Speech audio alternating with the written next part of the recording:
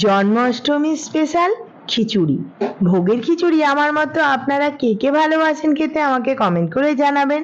প্রথমে 1 কাপ গোবিন্দভোগ চাল নিয়ে নিলাম, সঙ্গে নিয়ে নিলাম হাফ কাপ মুগ ডাল। মুগ ডালটাকে একটু শুকনো কড়াইয়ে ভেজে নিচ্ছি। ভেজে নিলে দেখবেন একটা খুব সুন্দর গন্ধ ওঠে, না ভাজলেও হয়, আমি একটু ভেজেই নিলাম। এবারে 4 কাপ জল নিয়ে নেব। জলটাকে ভালো করে ফুটিয়ে নেব। যখন এই টকবক করে ফুটে আসবে তখন দিয়ে দেব 1 চামচ হলুদ। হলুদটাকে মিক্স করে যে ডালটা ভেজে রেখেছি সেটা দিয়ে দেব। ব্যাস, ঢাকা দিয়ে সেদ্ধ করার পালা। সেদ্ধ হতে থাকুক আর আমরা বাকি কাজগুলো সেরে ফেলি। কি করব, একটা মিক্সার গ্রাইন্ডারে বাটি নিয়ে তাতে কিছুটা পরিমাণের আদা নিয়ে নিলাম, একটা লঙ্কা, গোটা জিরে 1 চামচ আর নিলাম রাঁধুনি 1 চামচ। এই রাঁধুনি কিন্তু ভোগের খিচুড়ির স্বাদের চাবিকাঠি। ব্যাস, ওগুলোকে পেস্ট করে নিলাম।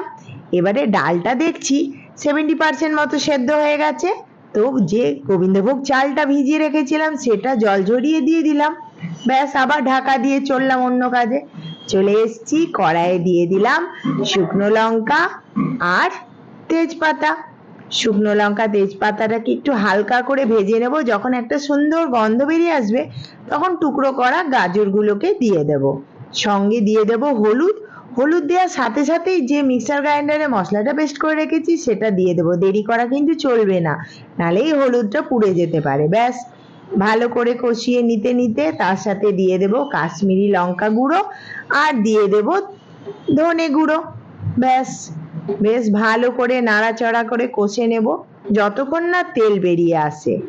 এবারে দিয়ে দেব টমেটো। 2টো টমেটো আমি পেস্ট করে রেখেছি, সেই পেস্টটাকে দিয়ে আবার নাড়াতে শুরু করব। 2টো টমেটো কিন্তু লাগবে, টমেটোর পরিমাণটা একটু বেশি হলে ভালো লাগে। ব্যাস, আবার নেড়ে চেড়ে কষতে থাকছি। এবারে দিয়ে দিলাম নুন। নুনটাকেও ভালো করে মেখে নেব। এটা একটা খেয়াল রাখবেন, টমেটোর বাটা দেওয়ার পরে কিন্তু নুনটা দেবেন, আগে দেবেন না। ব্যাস, কষা হয়ে গেছে। এদিকে খিচুড়িও হয়ে গেছে, সেদ্ধ হয়ে গেছে। ওই কষা মশলাটা ওপর থেকে খিচুড়ির ওপর দিয়ে দেব। এরপরে নাড়া চাড়া করতে হবে, ওপর নিচ সাইড একদম মশলাটা খিচুড়ির সাথে মিশিয়ে ফেলতে হবে। ব্যাস, হয়ে গেল। এবারে দিয়ে দিলাম 1 চামচ চিনি। চিনিটাকেও মিশিয়ে নেব। দেখতে কিন্তু দারুণ হয়েছে, গন্ধও ভালো বেরিয়েছে। এবারে অন্য একটা পাত্রে 2 চামচ ঘি নিয়ে নিলাম। ঘি গলে গেলে তাতে কাজু বাদাম আর কিশমিশ দিয়ে একটু নাড়াচাড়া করে ভেজে নেব। যখন ঠিক কিশমিশগুলো একটু ফোলা ফোলা হয়ে আসবে তখন রেডি হয়ে যাবে আমাদের ভাজাটা। আর গ্যাস ইন্ডাকশন দুটোরই ফ্লেম একদম লো রাখবেন। এবারে দিয়ে দিচ্ছি, এটাকে মিক্স করলাম, তার সাথে ঘিয়ের গন্ধ, গোবিন্দভোগ চালের গন্ধ, ঘিয়ের গন্ধ, আর শেষে দিয়ে দিলাম একটু গরম মশলা গুঁড়ো।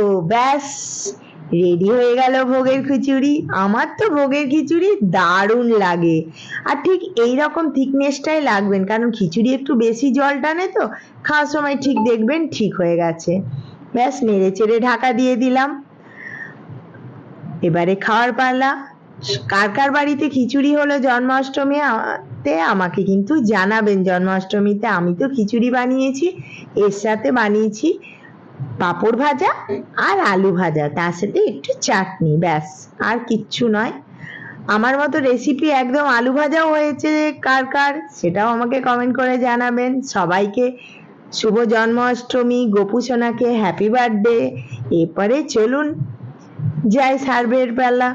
সার্ভিং করে নিচ্ছি, একটা প্লেট নিয়ে নিচ্ছি। আমার একটা ভুল হয়ে গেল, কলা পাতায় খাওয়ার কথা ছিল কিন্তু ভুলে গেছি কলা পাতায় খাবার দিতে। তো কি আর করা যাবে, কলা পাতা ছাড়াই খাবো। গন্ধ কিন্তু দারুণ বেরিয়েছে। আমি বলবো ভোগের খিচুড়ি যদি স্বাদ পেতে চান তো এইভাবে একবার অবশ্যই আপনারা বাড়িতে বানান।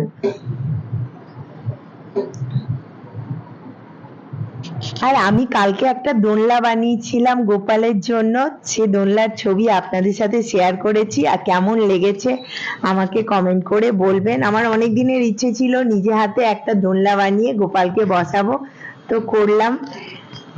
বেশ কতটা ভালো হয়েছে জানি না, কিন্তু আমি মনের দিক দিয়ে খুব স্যাটিসফাই হয়েছি যে আমি বানিয়ে গোপালকে দোল দোল করাতে পেরেছি। ব্যাস, চলুন তাহলে টেস্ট করে নিই।